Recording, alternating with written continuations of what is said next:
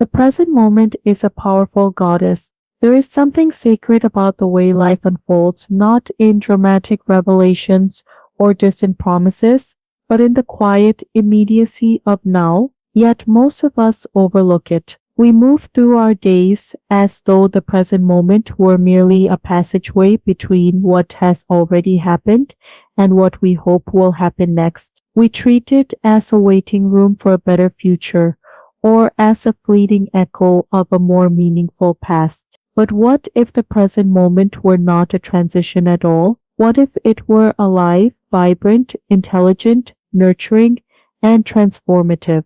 To say that the present moment is a powerful goddess is to recognize that the now is not passive. It is not empty space waiting to be filled by plans, achievements, or memories. It is a living force, continuously offering opportunities for awareness, growth, and connection. In many spiritual traditions, the divine is not understood as something distant or abstract, but as something immanent present within the fabric of existence itself. The now, in this sense, becomes a manifestation of that divine presence. It is the point at which the infinite meets the finite, where possibility becomes experience. Like a goddess, the present moment invites reverence. It asks us to approach it not with impatience or distraction, but with attention. It offers guidance, though not in words. Its language is sensation, the warmth of sunlight on your skin,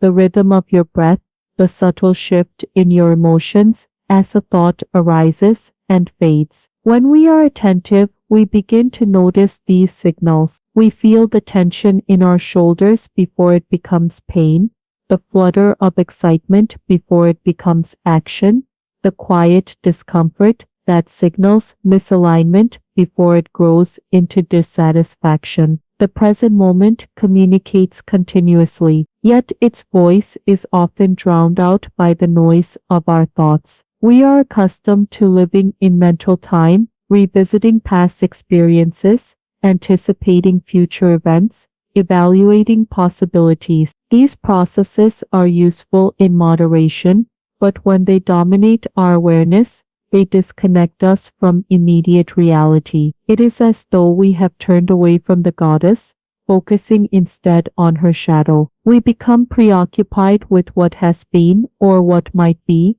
overlooking what is. This disconnection can create a sense of fragmentation. We may feel scattered, anxious, or uncertain, not because our circumstances are inherently unstable, but because our attention is divided. Spiritually, reconnecting with the present moment involves returning our awareness to what is directly experienced. This return is not dramatic. It may begin with something as simple as noticing your breath, the sensation of air entering and leaving your body. Breath occurs only in the now. By attending to it, we anchor ourselves in immediate experience. Similarly, engaging with our senses can deepen this connection. Notice the texture of the chair beneath you, the sound of distant traffic, the interplay of light and shadow on a wall. These details ground us. They remind us that life is unfolding here,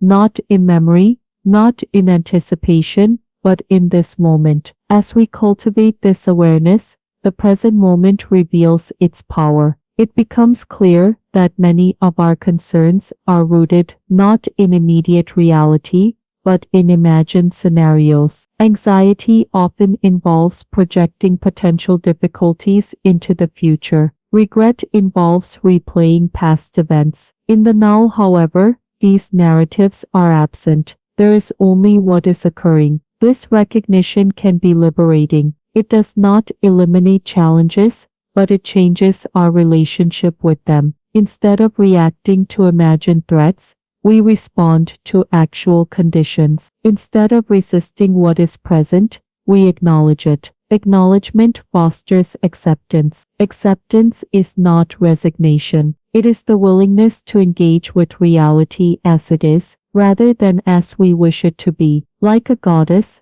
the present moment does not demand perfection. It asks only for presence. When we meet it with openness, it offers clarity. Decisions become less clouded by fear, emotions become more manageable, interactions become more authentic. Presence also enhances our relationships. When we are fully attentive to another person, we listen more deeply. We notice subtle expressions, shifts in tone, and unspoken feelings. This attentiveness fosters empathy. Conversations become opportunities for connection rather than exchanges of information. In this way, the present moment nurtures understanding. It allows us to respond thoughtfully rather than react impulsively. Furthermore, presence enriches ordinary activities. Tasks that once felt mundane, washing dishes, commuting, organizing your workspace,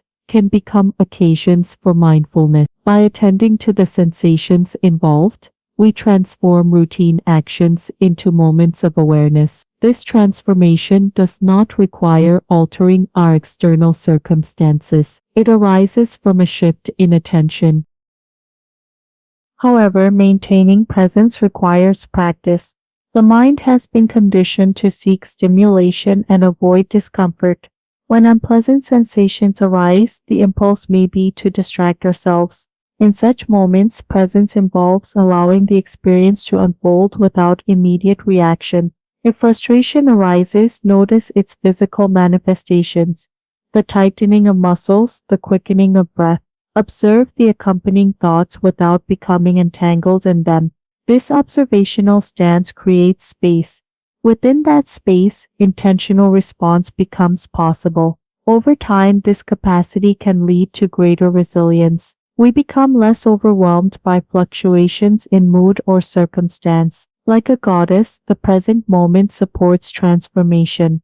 It offers opportunities for growth that may not be immediately apparent. Challenges become invitations to develop patience, compassion, or courage. Successes become occasions for gratitude rather than entitlement. By engaging with each experience fully, we integrate its lessons. Integration fosters coherence. When our thoughts, values, and actions align, the mind experiences less tension. Decisions become clearer. Priorities become more defined. Peace arises naturally in this context. Ultimately, to recognize the present moment as a powerful goddess is to honor its significance. It is to approach life with attentiveness and respect. It is to understand that fulfillment is not postponed until future achievements, but available in immediate experience. This understanding encourages us to engage more fully with each moment, embracing its complexities, appreciating its simplicity. In doing so, we cultivate a form of awareness that is both grounding and liberating. Grounding because it connects us to what is. Liberating because it frees us from compulsive identification with past and future narratives. Through this awareness, the present moment reveals itself not as a fleeting interval but as a source of guidance and strength. And by honoring it, we participate more consciously in the unfolding of our lives, recognizing that the now is not merely where we are but who we are becoming.